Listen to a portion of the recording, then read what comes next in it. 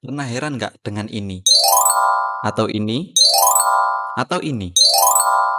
Kenapa mereka itu begitu setia dengan pekerjaan mereka sampai pensiun? Dan kenapa mereka itu begitu tenang, merasa cukup dengan rumah, mobil, dan pensiunan mereka? Tunggu sebentar. Ini bukan soal mindset tua, tapi kayaknya ini soal generasi deh. Jadi sekarang kita akan membahas satu generasi yang memegang 50% kekayaan nasional di Amerika Serikat. Ya, meskipun mereka mau pensiun. Mereka disebut baby boomers. Mereka lahir di antara 1946 sampai 1964, dan mereka ini bukan generasi biasa. Mereka lahir dari puing-puing perang, lalu tumbuh besar di masa pertumbuhan ekonomi yang sangat pesat. Disebut boomers karena memang terjadi baby boom, yaitu lonjakan angka kelahiran drastis setelah terjadinya Perang Dunia Kedua. Mereka tumbuh di masa penuh harapan, karir stabil, harga rumah masuk akal, perusahaan yang loyal selama mereka juga loyal. Makanya banyak dari mereka itu hanya bekerja di satu kantor